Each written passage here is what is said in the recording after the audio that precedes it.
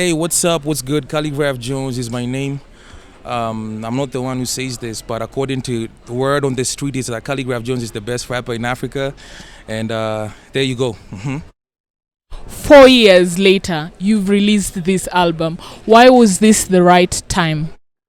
Uh, I felt like this was the right time because, or this is the right time because, for me, I'm a very, I say this on another interview. I'm a very calculative guy.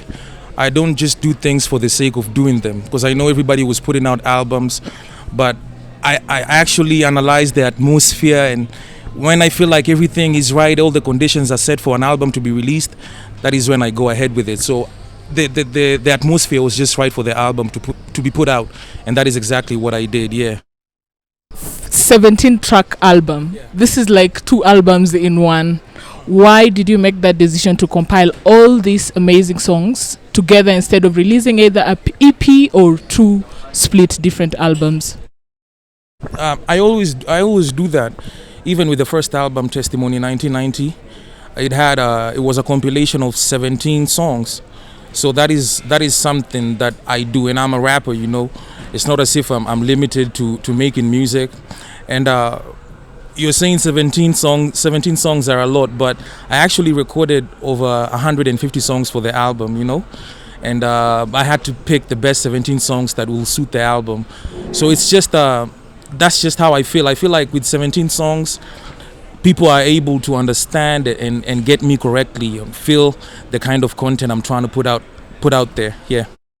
In this album, you explore different genres. We have R&B where you feature Zenia Manasseh. We have Genge with Major. We also have Rumba with Ali Kiba and Prince Inda, which is some nice soul jam.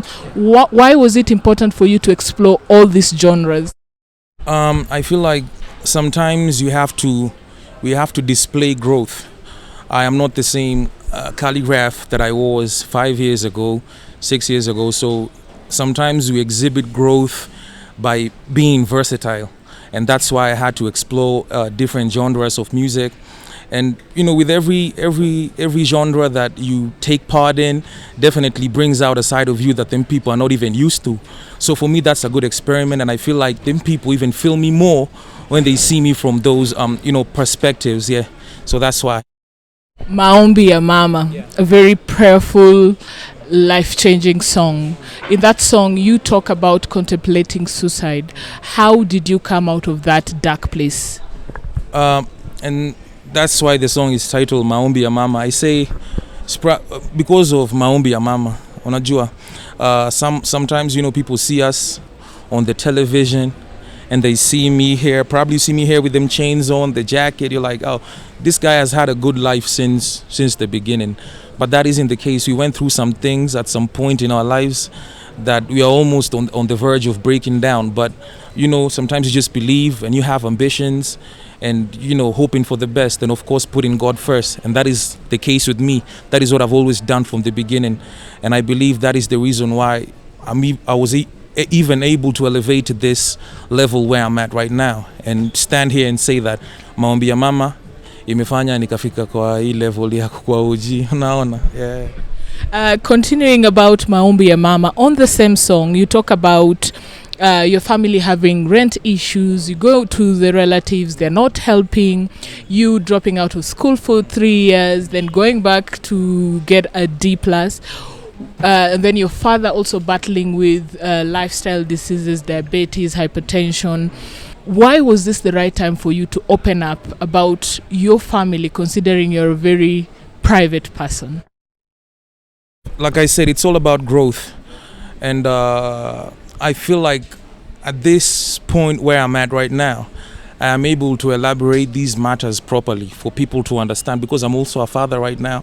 I'm a family man.